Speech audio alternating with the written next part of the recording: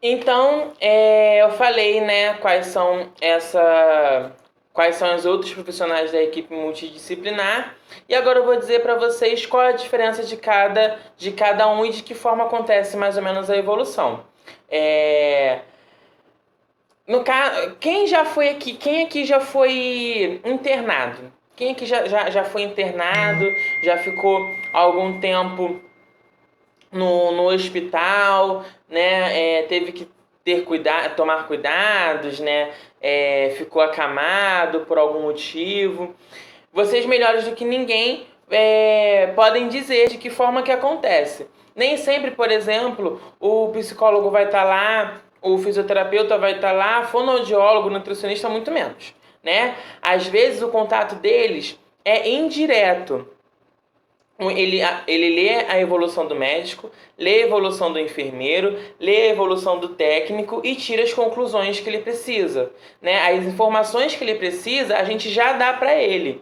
Se alguma informação, por exemplo, não bater, ou a informação for escassa de detalhes, ou o profissional percebe que precisa de uma avaliação mais detalhada, aí ele vai lá avaliar o paciente. Isso acontece muito em instituições públicas.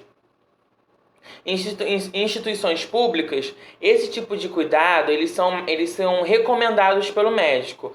Ah, eu preciso de um atendimento psicológico para o paciente tal. Eu preciso de um acompanhamento fisioterapêutico. Eu preciso de uma nutricionista, de um fonoaudiólogo e afins.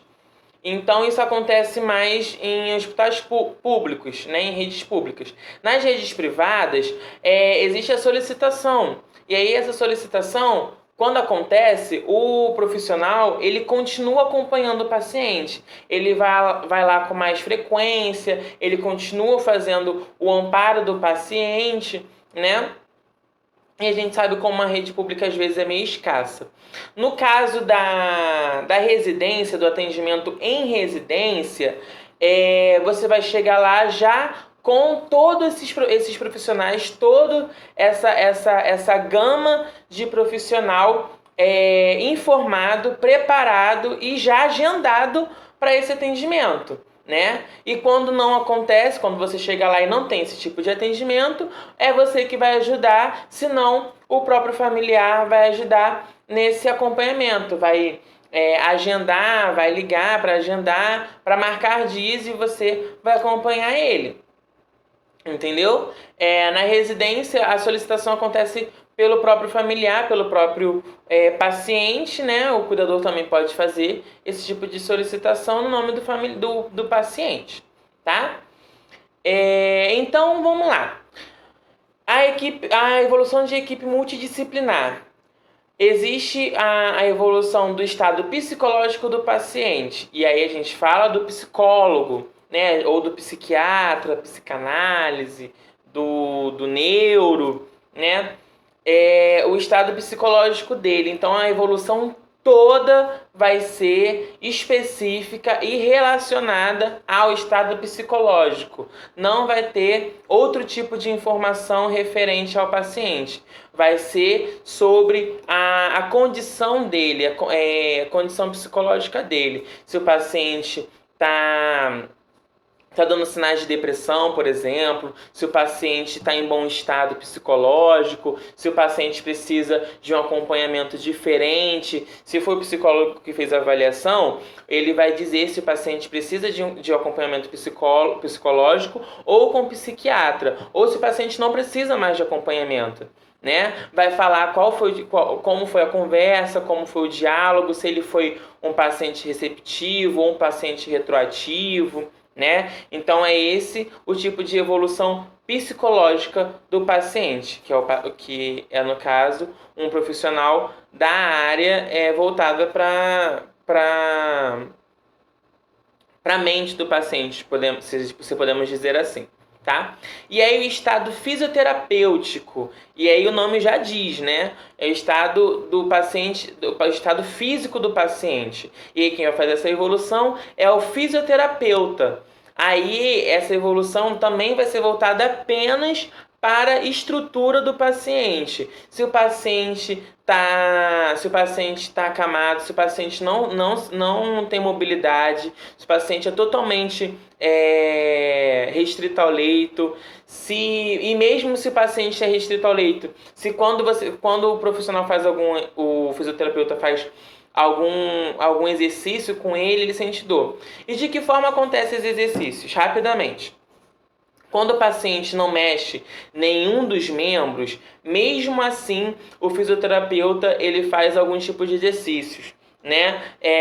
Para estimular a movimentação e para não atrofiar 100% o paciente, né? Porque o paciente vai ficar parado, vai ficar na cama direto, não vai se mexer, e aí o paciente fica rígido.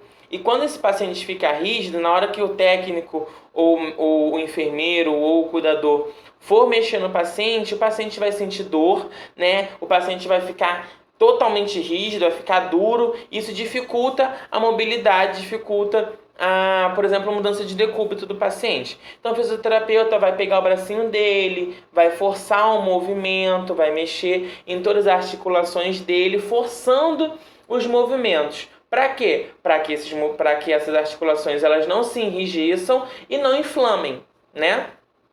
E aí o fisioterapeuta ele vai dizer na evolução dele como o paciente está. Se o paciente está totalmente entregue, se o paciente faz algum tipo de movimentação, como foi essa movimentação, se colocou o paciente sentado, se o paciente tem condições de ficar sentado, se colocou ele sentado, tirou ele da cama e colocou ele na cadeira, se o paciente tem essa liberdade de andar, de sentar, de sair, como foi o tipo de exercício que foi feito nele. Se o paciente é mais desenvolvido, se o paciente não é restrito ao leito, se o paciente anda sozinho, se o paciente faz suas atividades sozinho, quais foram as atividades que o fisioterapeuta prescreveu para ele, ou melhor, que o fisioterapeuta fez com ele, e como foi o desenvolvimento desse paciente com essas atividades. Se pulou, se jogou bola, se pedalou, e como que ele respondeu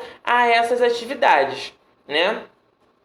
Então, é basicamente a condição física do paciente e como foi o tratamento, como foi o cuidado, né? Como foi o exercício feito ou dado para esse paciente fazer. E se ele acatou de forma receptiva, se ele não quis fazer ou se ele teve alguma dificuldade para realizar alguma atividade, tá?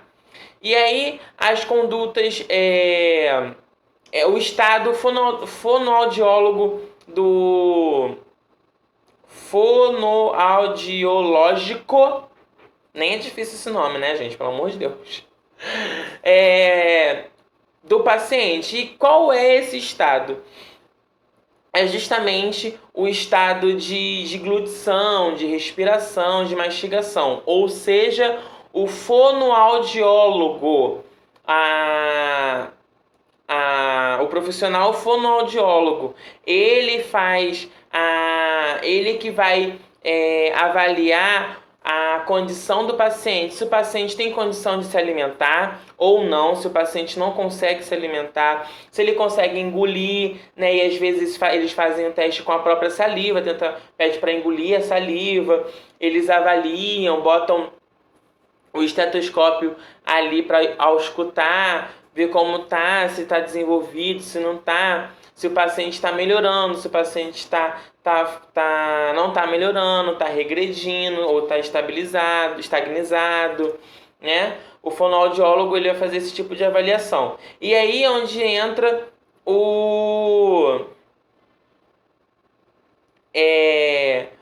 a nutricionista, né? O nutricionista, o profissional nutricionista. Se o fonoaudiólogo liberar a nutrição, a alimentação dele, o nutricionista vai entrar em ação, onde ele vai prescrever o tipo de alimentação. Ele é um paciente que voltou a comer agora, então vamos começar com uma alimentação líquida, né? Para ver como vai ser a aceitação. E aí semilíquida, pastosa e alimentação íntegra, né? E aí o nutricionista que vai dar esse tipo de evolução alimentar, né? Da líquida para pastosa e afins.